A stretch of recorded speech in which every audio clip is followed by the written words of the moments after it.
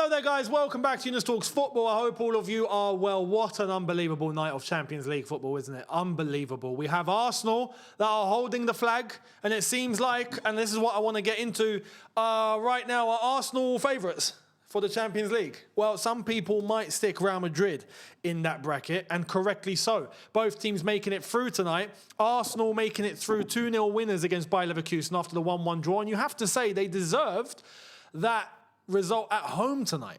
Bayer Leverkusen not being able to keep up in the same way that they did in the first leg. However, very well executed goals by Arsenal. A lot more clinical than they were in that first leg. If you've seen that goal by Eze, I think that is an absolute masterstroke. Fair play to Eze. I was doing the Chelsea PSG watch along and on Younes Talks Chelsea, and when I saw the Eze goal, I'm like, oh my goodness, man, that's a Drogba goal.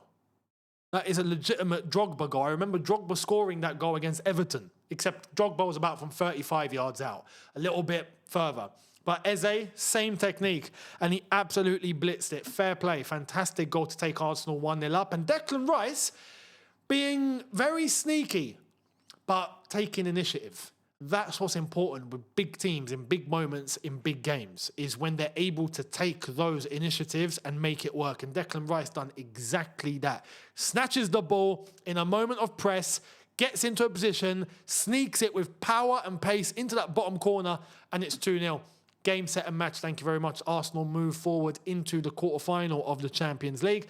And with Real Madrid, I have to say fair play, because I think people would look at this before coming into this game and would most likely look at Man City as potentially making a comeback because it's at the Etihad, because there's a big opportunity for them to try and correct the wrong of the 3-0 at the Bernabeu. Big result to try and turn around. Like I said, coming into this game, I didn't expect Chelsea. I didn't expect Man City. I don't expect Tottenham. We will be doing a watch-along for that tomorrow, so make sure you guys are here. Well, we'll cover all the games that are going on at the same time. But Tottenham are playing tomorrow. We'll see what they're going to do, but they're definitely knocked out. Man City, similar, but you know there's quality there. So I'm looking at Man City thinking, you know what? Let's see what happens and if they're actually going to do something. And they couldn't. I think they tried, to be fair. And even often going 1-0 down, which was the killer. That was the one that I think is the sting. Going down to 10 men as well. And Man City did pull one back. They did get on the score sheet. Fair play for that, because that's when you begin to think there's a bit of initiative here, at least, you know. The penalty was a penalty. Absolutely was a penalty. No complaints whatsoever. Bernardo Silva getting red card. Absolutely correct. If you've put your hand out and you've stopped the ball, it's not even if you've put your hand out, even if your arm is just out a little bit, even if it's unintentional, and you've blocked the ball from going in, it's a red. There's no if, buts, or maybes. There's no I didn't mean it, or I was turning, or no. You've blocked the ball with your arm, it's a red. The ball's going in. It was going in. He was on the goal line. It's a red. So correct decision. No controversy there. Against 10 men, I'll be honest, you expect maybe Real Madrid to go and batter them.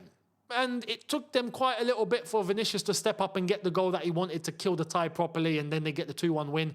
Fair play to City considering the circumstances, but and I have to say this, it's Manchester City getting knocked out of the Champions League in the last 16. Since when? I think it's been years. They've always made the quarterfinal at least.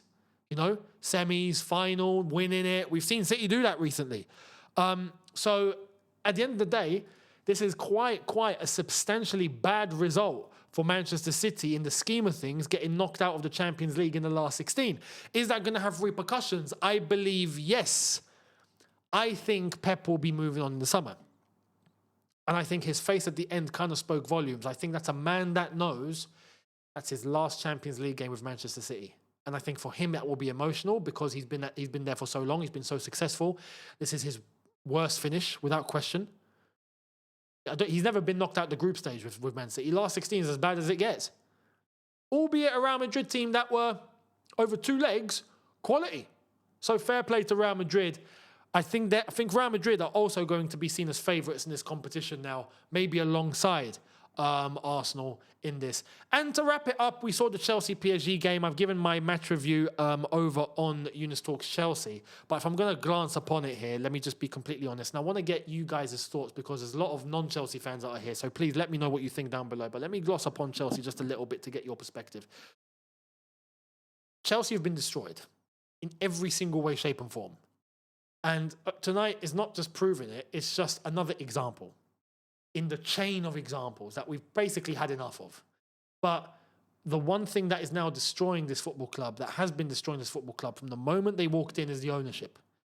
Everyone below them is a puppet. Everyone that's been hired has been part of this scheme, this strategy, which is a business-only strategy. It's not a footballing strategy. The level of the players that we have signed has been a consequence of this strategy. And the manager, or not even managers, we don't do managers, we do head coaches. These head coaches that are being hired are puppets that are underqualified, don't have any leverage, don't have any credentials, they don't belong here. Shouldn't be in the job in the first place. And that goes for the directors, the coaches, even the players, if we're being real, for about half the squad. But these owners have come in to be able to try and execute a business strategy because they got Chelsea on the cheap when we got sanctioned, and they see a way to be able to make money from a private equity standpoint down the line in order to get themselves good profits.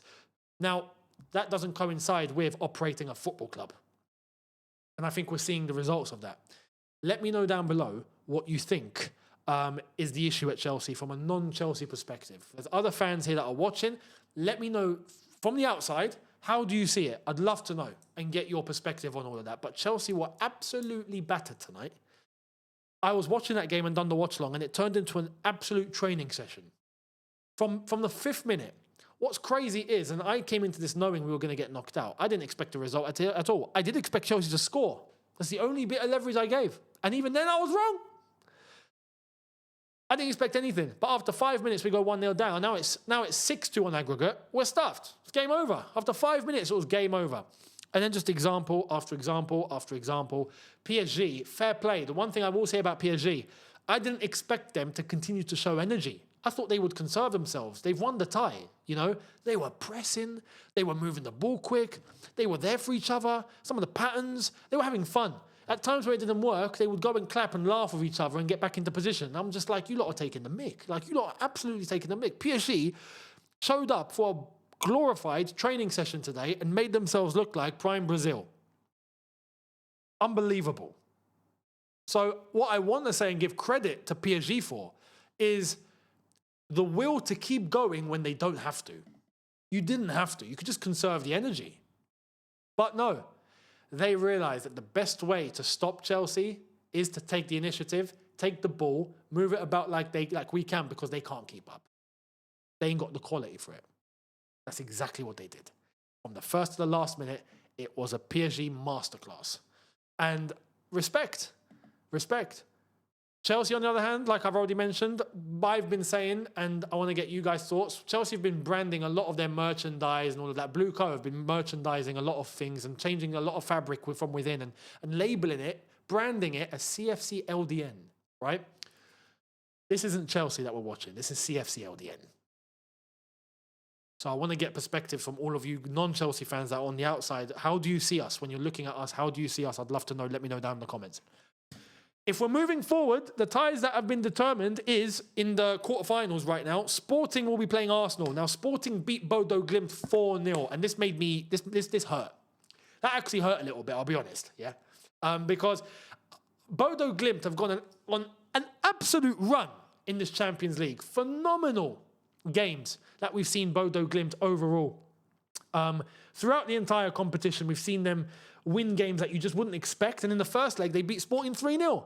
Off the back of results that we've seen in the competition, they beat Inter Milan, they beat Man City, they've beaten top teams. To go out to Sporting 4-0.